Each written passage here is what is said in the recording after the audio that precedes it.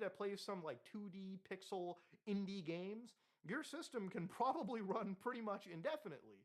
Obviously, if you're somebody that's playing the latest and greatest AAA releases, yeah, maybe you're going to be running into some issues there, right? But if your computer is powerful enough, you can play everything from like a Chef RPG all the way over to something like the newest Assassin's Creed Black Flag remake, right?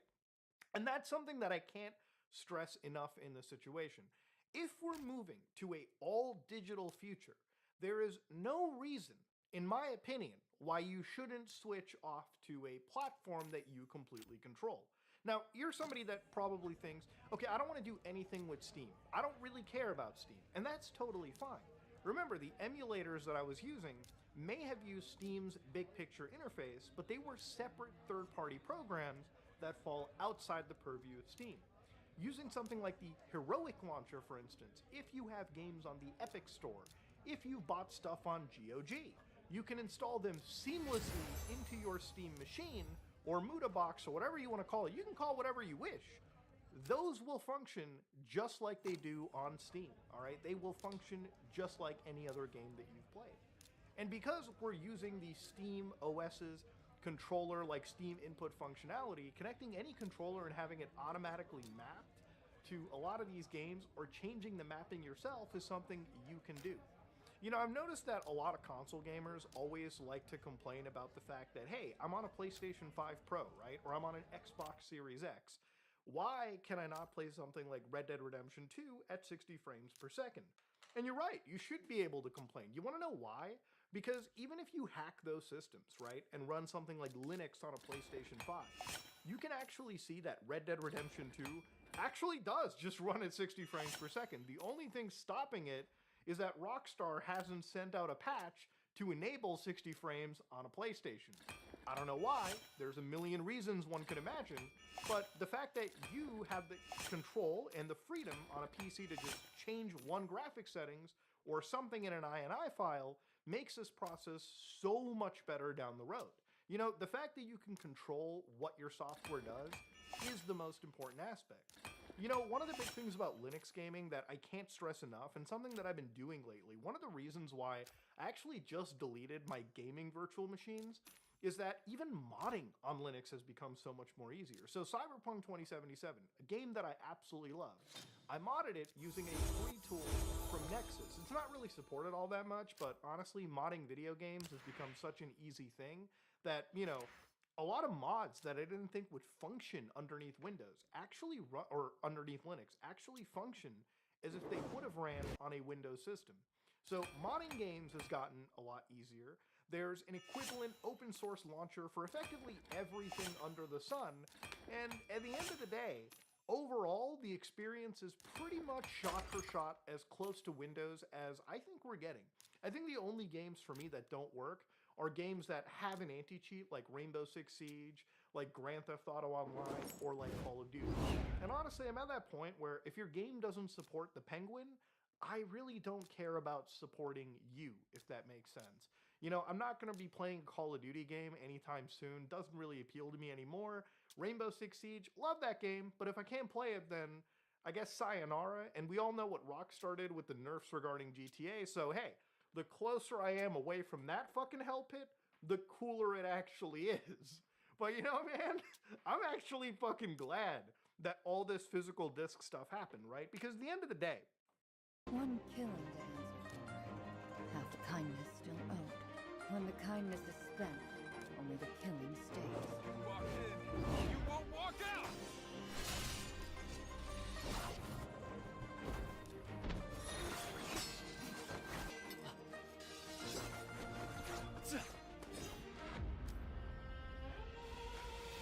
The last guest has arrived.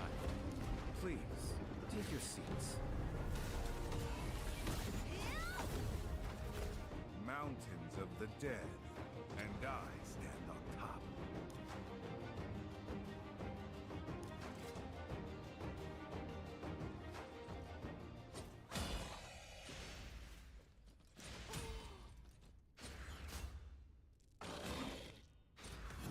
Shop Ashley and meet your new favorite seat, the Omaha Sectional.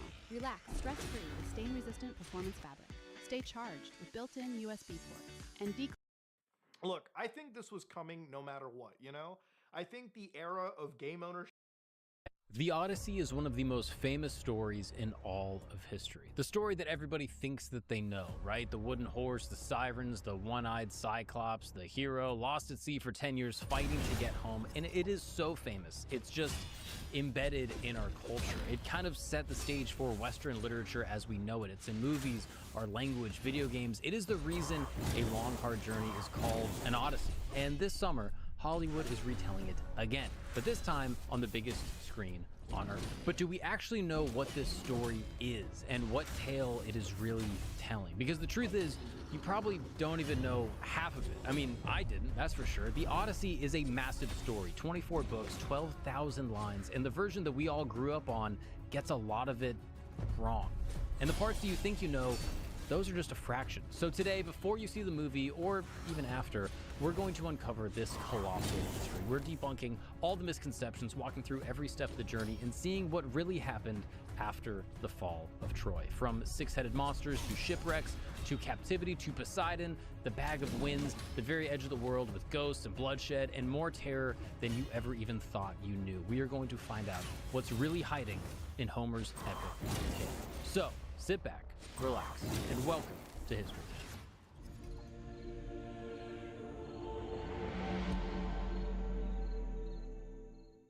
What's up, people, and welcome back to History Camp. My name is Mark Gagnon, and thank you for joining me in my tent, where every single Wednesday we try to explore the most interesting, fascinating, controversial stories from all history, from all time, forever. Yes, that is what I do here every single week, as I try to figure out everything that's ever happened. And it hasn't been easy, I'll be honest. I thought I'd get through this in like a couple weeks, but there is history happening every single day, and there's more history to uncover than I can even wrap my head around. And that's really why I do the show, is I try to become a better student of the world, and I want to know what's really going on. Where do we come from? Why do we believe what we believe today? Well, the truth is it's probably all predicated in history. And oh boy, today we have a fascinating one, because we get the convergence of pop culture and history, which is one of my most favorite topics. Now, before we begin, I want to say thank you to you. Yeah, dude, you, for tuning in. Or girl, whoever you are. I want to say thanks for clicking on this episode, because every time you support the show and you click, you comment, you like, anything like that, you help keep the lights on in the tent, you keep the fire burning here at the campsite. You also pay for the lavish Greek vacations of my dear pal Christos Pakadikados. How are you, my friend? Love you guys. All right, Christos, no time, all right? Because I know you're eager to jump in here. I know you're chomping at the bit to discuss one of the great Greek tales. But alas, it soon became clear that the priest's prophecy would be fulfilled, for only the combined force of their shards could unleash enough power to seal the dark portal.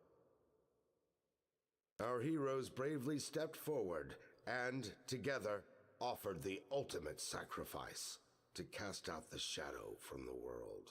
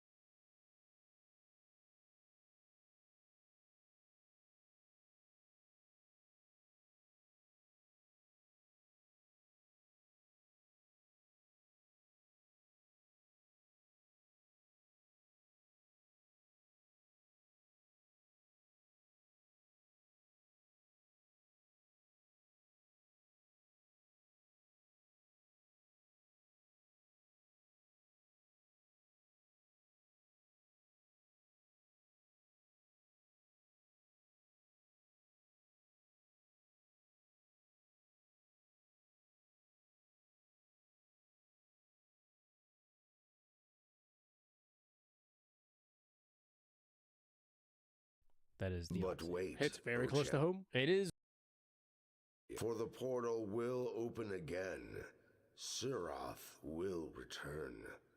And the shadow will loom. Until that day comes, return to Teleria.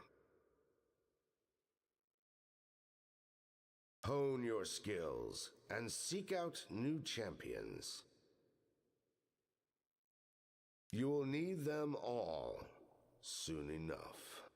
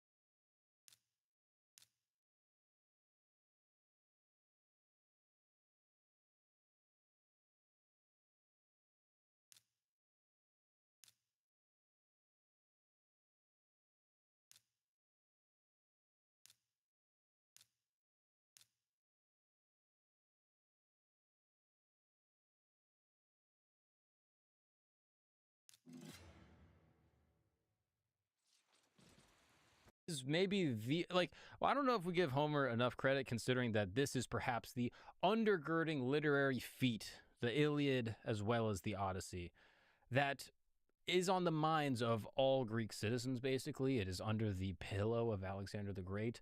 It is the defining work of Western literature, I guess you could say. I mean, many people have said that. I'm not saying that. I don't think that. I think it's probably Harry Potter. But this one is close. And look, it's been touted as perhaps one of the most important pieces of most important epics or poems ever created. And this summer, Christopher Nolan is rolling out his version of the Odyssey, the Hollywood remake. And oh boy, people are pissed. There's been all sorts of discourse online.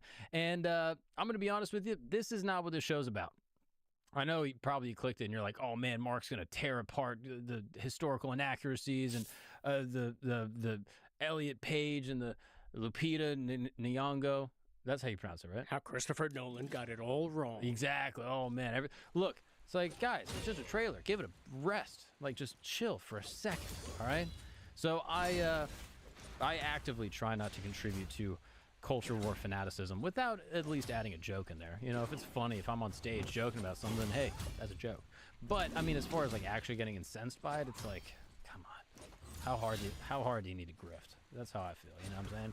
So look, let's wait for the movie to come out. But in the interest of History Camp and trying to understand everything that's going on, I want to go through what the Odyssey actually is. What is it actually saying? And the version that I learned when I was, you know, coming up in like philosophy classes in college and stuff, that left out some parts that are actually in the epic that I think are very interesting, and some of the things that people have pointed out from Nolan's film that are maybe inaccurate, but also going over some of the things that they got right. So before we answer any of these questions, what even is the Odyssey?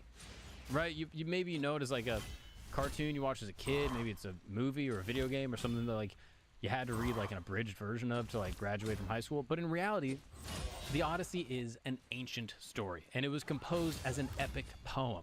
An epic is a specific thing. It's a long narrative poem, thousands and thousands and thousands of lines about heroes and gods and the fate of nations and all that stuff. But before the Odyssey was ever a text, it was just told from person to person, orally, just through stories that people would share.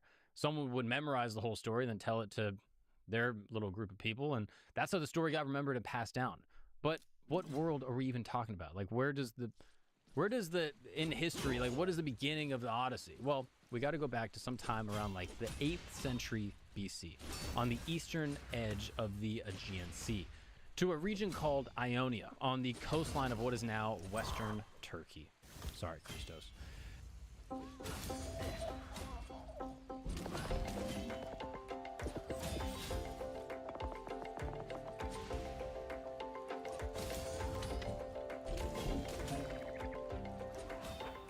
Help me build a go-to-market deck for a new product line covering materials, financial projections, and marketing.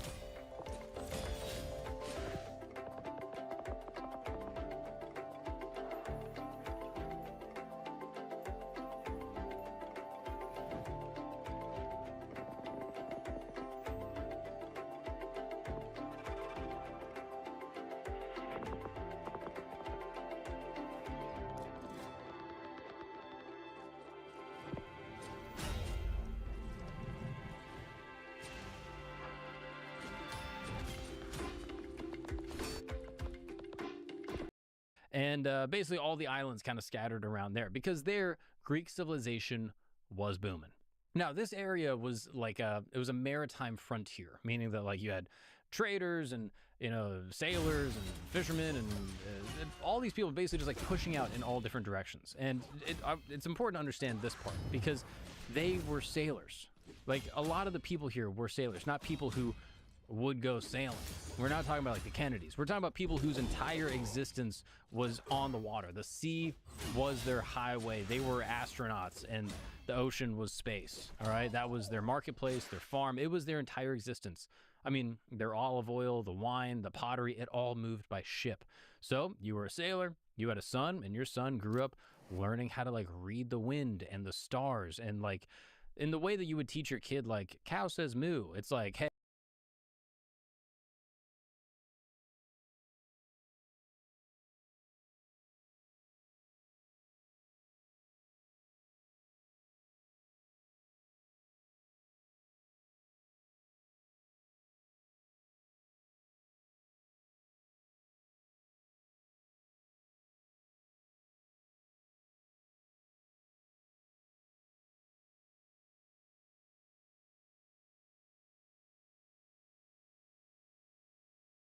hey, Orion's belt is right there.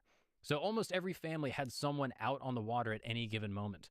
And the very same sea that was their life force, that was the essence of their existence, was also maybe the most dangerous thing that they would ever face. This is the world where your fortune and your death both waited somewhere beyond the horizon. And really quick, just keep that in mind as we go through this, because it explains a lot about what the poem is really about and really like the meaning that's hidden in the text. So the Odyssey is a story fixated on the sea, on unfamiliar shores, and also on one really important question that mattered a lot to people in this culture. When a stranger shows up at your door, what do you owe him? Now, the Greeks had a sacred word for this obligation. They called it xenia. To them, xenia was like, it was a sacred cultural thing. Hospitality was so important to them and to the value of this people that xenia defined their entire code for how to treat guests. And ultimately, you had to care for them. Now, look, I don't speak Greek. This is my understanding. Am I pronouncing that word basically right? In more modern Greek, it's called philoxenia, which means hospitality. Oh, philoxenia. Yep. Like Philios. Exactly, meaning friend. Friend, brother. Yep. Philadelphia. It's sure. Right? Yeah. City of brotherly love. They knew about that. And xenia. Xenia. Ah, I like that. Thank goodness you're here, Christos. I know. We need to just flip the comments on you on this episode. I think people are going to be very glad to have your content. Someone tells me that won't happen. Yeah, probably not. And that's basically what the entire poem is about. It is about places that honor this hospitality, this is xenia, and places that don't honor it, and what happens if you wind up in either one of those spots. So who was telling the story? Well, it was mostly professional singers that the Greeks called aiodoi, and they were poets who performed it usually from memory and would often accompany themselves on the lyre at feasts and festivals. Obviously the lyre, if you don't know, is a famous like a flute, basically, right? And these men inherited generations of songs about the Trojan War, an event that, I mean, if it happened at all, was centuries before them. And they stitched and trimmed and polished that inherited story every single time they performed it. And as someone that does professional stand-up comedy, like as you say things, you refine it and you get it into like the most perfect groove for your style.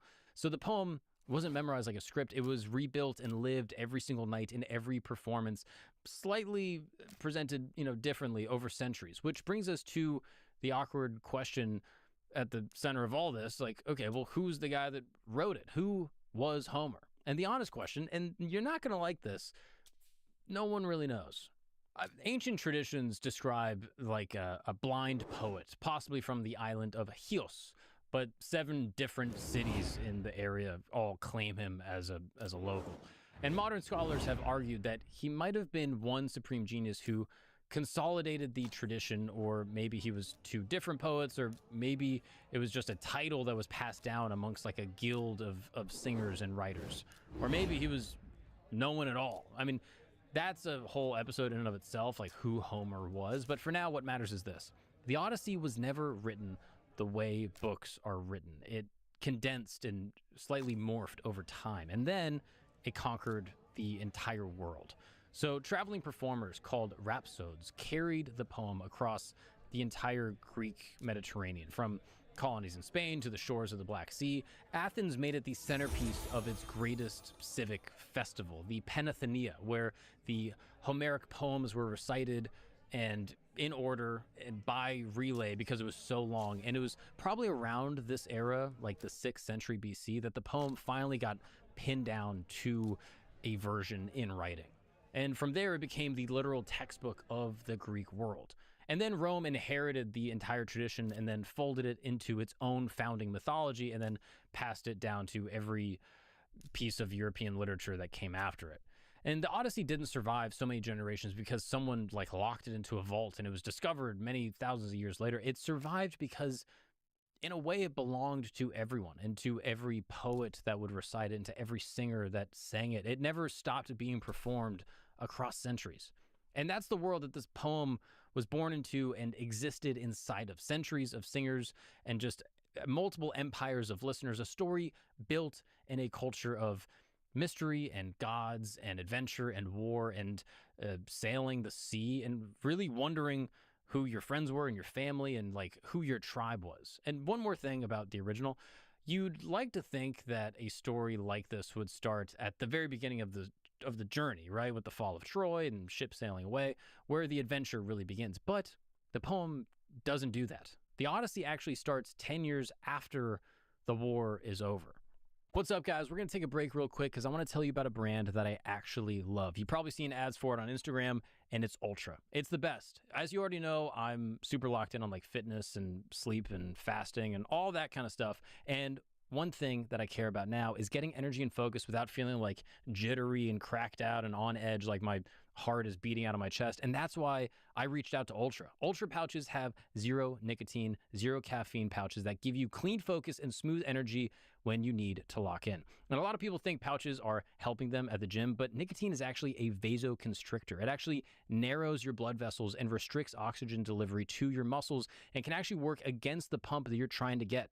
It also can raise your heart rate and your blood pressure, which is not exactly what you want when you're already training super hard. Ultra gives you that pouch experience. It's fun, it tastes good, but it's 100% nicotine-free, and they use clinically proven nootropics and adaptogens to deliver immediate focus and smooth energy that lasts 1 to 2 hours. And if you're fasting or dieting, they actually can help you quiet the cravings and limit the food noise to help keep you locked in. And they have 5 flavors: cool mint, wintergreen, watermelon, tropical, blue raz. My favorite is blue raspberry, and it tastes amazing. I have the watermelon ones right here because I already finished the blue raz, but these are great too. Now, Ultra is the ultimate guilt-free pouch, delivering instant focus and mental clarity without nicotine or caffeine. And new customers can use the code CAMP, C-A-M-P, to get 15% off when you go to takeultra.com. That's takeultra.com for 15% off with the code CAMP. And after you purchase, they're going to ask you where you heard about them. Please tell them that Mark and Christos from the CAMP site sent you. Now, let's get back to the show. Now, if you're not familiar, obviously the Iliad is covering this sort of epic around the Trojan War, and the Odyssey is a sequel in a sense, picking up basically at that part, but 10 years after the fact. Odysseus is missing and is presumed to be dead. His palace on Ithaca had been overrun by more than 100 young aristocrats, these suitors who are basically camped in his hall, eating from his cattle and livestock, drinking his wine, and pressuring his wife Penelope to give up and declare herself a widow and then marry one of them. And Odysseus' son, Telemachus, a baby when the ships actually left the harbor, is now 20 years old and extremely angry and powerless in his own home. And we don't even hear about Odysseus himself until Book 5, which brings up something really strange about this whole story, because there's a certain image from the tale, one of the most famous methods of secrecy and trickery in all of military history. And it is so well known, people throw it around as just like a colloquialism in politics and cybersecurity and just everyday conversation. And that is the image of the Trojan horse. But it's not even really...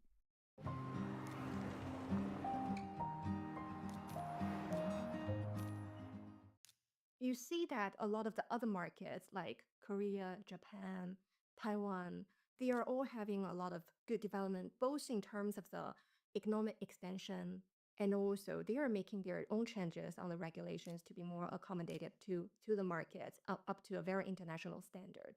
So absolutely, this is a change that we are seeing across Hong Kong, China, but also across the region, also globally.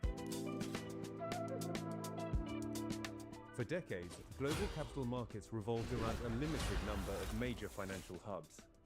Today, capital is moving more freely across regions, not away from one market, but towards greater diversification, flexibility, and choice.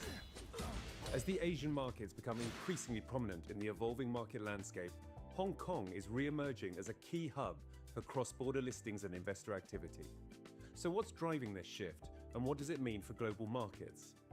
Joining me today are Manuel Esteve, UBS's Global Co-Head of Equity Capital Markets, Ivy Hu, UBS's Co-Head of Equity Capital Markets for Asia Pacific, and Raymond Ma, Portfolio Manager at UBS Asset Management. Welcome to Crafting Capital. Manuel, investors are showing greater openness to opportunities beyond their home markets and to investing across regions. Is this cyclical or something more structural? So look, I think it's structural. In the story. So real quick, let's review the scene that everyone thinks that they know, right? It's nighttime. This enormous wooden horse gets brought into the walls of Troy and left behind, apparently as like an offering by the Greeks, who seem to have given up and sailed home after a 10-year siege. And the Trojans have dragged into the city, and they start to celebrate their victory. We did it. We kicked out the Greeks. We won. And then, in the middle of the night, a secret hatch opens in the horse's belly, and Greek soldiers have smuggled their way into the city, and they swing the gates wide open. Meanwhile, the fleet return to the dark, so now soldiers are pouring into the city of Troy, and they burn the entire city down. So, that's the one that I thought that I knew. That's the sequence, right? Generally attributed to the Odyssey. But it comes almost entirely from a different poem, written in a different language in a different country 700 years after the fact. So most people assume that the Trojan Horse is the Iliad's grand finale, but the Iliad actually ends before the fall of Troy. So, okay, surely the horse gets its big moment in the Odyssey, right?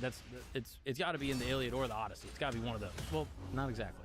The horse exists in the Odyssey mostly as a song within the story. So beyond that, it only surfaces in a couple of brief flashbacks. So Menelaus reminiscing about the men hiding inside it, a ghost in the underworld asking how his son behaved in its belly.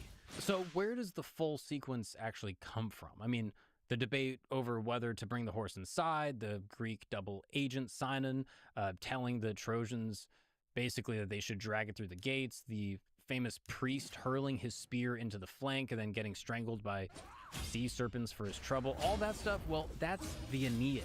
And it was written by the Roman poet Virgil around 20 BC. Now, it seems like a long time ago, but that's roughly 700 years after Homer. And it is the national epic of the Roman Empire. So get this, it's told from the Trojan perspective because Rome claimed to be descended from Troy's refugees. So when you picture the fall of Troy, you're mostly picturing the Roman propagandized version, fused over 2,000 years of paintings and movies into basically like a Greek poem that barely even mentions it. And honestly, the drift goes even further than just the horse. It goes all the way down to the hero's name. Half the world knows the main guy as Ulysses, but that's the Latin version from wherever Rome's influence ran. In the original, in the Greek, his name is Odysseus, hence the Odyssey, right? I mean, that's obvious, which actually means the story of Odysseus. So yeah, even his name got rewritten in different sort of interpolations throughout the years, which is kind of the theme here, right? I mean, everything about the story, like the horse and even the start of the story and the hero's name, it's all been edited by 30 centuries of people passing it along. But what about the real story then? The one that the poem actually tells? Well, Troy burns, exactly like the songs say. 12 ships turn for home, carrying somewhere around like 600 men.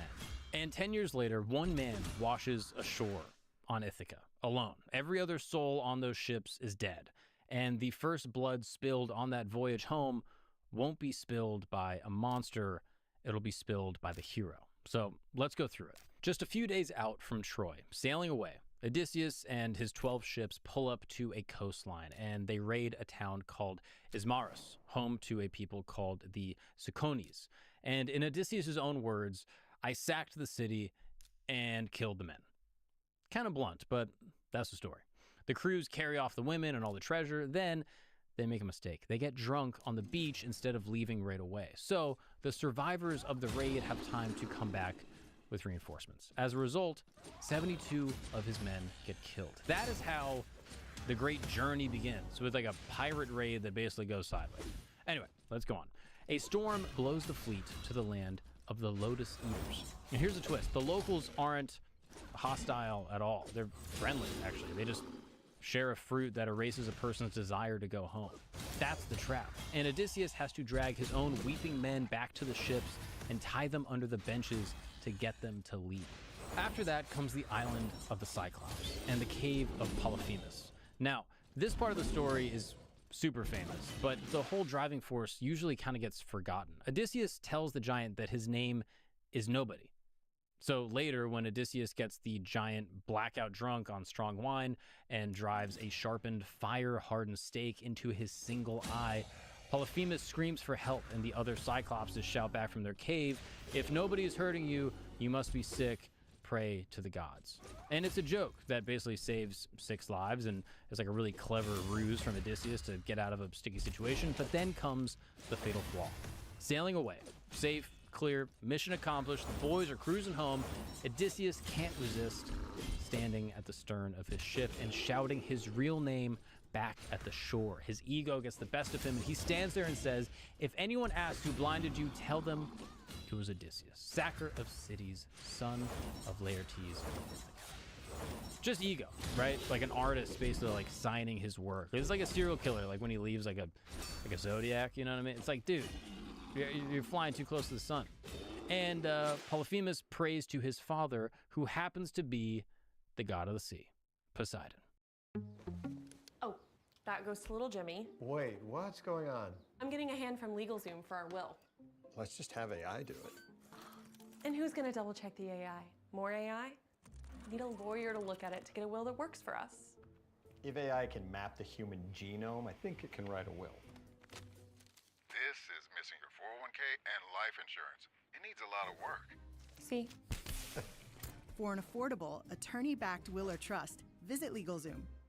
What's the secret to maximizing your footy matches? Come, let me show you. When I'm watching a game, I want to feel like I'm a part of the crowd, and that's where these come in. The new Bose Lifestyle Collection's ultra soundbar and speakers help provide an immersive, spacious audio experience. So whether it be the kickoff whistle or the roar of the fans, the rich, immersive sounds from Bose help elevate my match weeks that much better.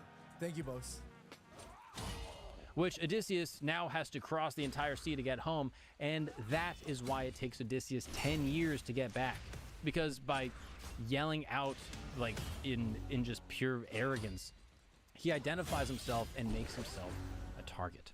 So the hits keep coming and they keep getting worse. So Aeolus, keeper of the winds, does Odysseus an extraordinary kind gesture. He traps every contrary wind inside a leather bag, hands it over, and sends the fleet home in one gentle breeze.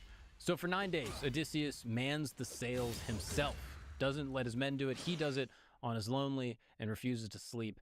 But then on the 10th day, with Ithaca, his home literally in sight, close enough to see men tending fires on the shore, he finally passes out. And his crew has been eyeing that leather bag the entire trip, convinced that it's full of gold that Odysseus is hoarding for himself. So while the captain is asleep, they open it. And as a result, every wind explodes all at once and blows them all the way back across the sea. And they wash up on the island of Aeolus, and they beg for help. But the Wind King looks at them in horror and orders them off his island. A man that is this unlucky, as unlucky as Odysseus, he says, is hated by the gods. So then they have to start their journey all over again. And somehow things get even worse. The next time they hit land, the fleet anchors inside a beautiful enclosed harbor with these high cliffs and calm water, totally protected. All 12 ships sail in super easy, except one. Inside the harbor, turns out, the place belongs to Laestrygonians, these giants who come down to the coast and spear his men like fish, and they eat them. 11 of Odysseus' 12 ships are destroyed in a single sitting. Most of the men who survived the 10 years at Troy died in that one harbor. It is the biggest catastrophe of the entire journey, and it is the one that people don't really talk about. There's no clever trick, there's no cunning, there's no escape, just one ship that happens to be on the outside, basically like shipwrecked, while the rest of the fleet is butchered on the inside. Then the last ship is carried onto the island of Circe, where they meet a goddess, or maybe a witch, depending on the interpretation, who drugs half the crew and turns them into pigs. But Odysseus, who's armored with this like magical herb from the goddess Hermes, forces her at sword point to turn them back. And then the story does something very unexpected. They just stay there for an entire year, just like hanging out, feasting, chilling. Finally, the crew has to pull their captain aside and remind him, hey, we got to go home. A bunch of dudes are trying to hook up with your wife, Penelope. We gotta get this thing going. And then finally, they decide to leave. The goddess witch lady, Circe, tells them something crazy. She says to them that their road home runs through the land of the dead. If you're Odysseus at this point, you got to be like, bro, why'd you guys open the bag of wind? I saw it. I saw all these guys trying to get with my lady. And now I'm back on this island with a bunch of y'all as pigs and then unpigged. And now she says we got to go to the land of the dead. So Odysseus is like, screw it.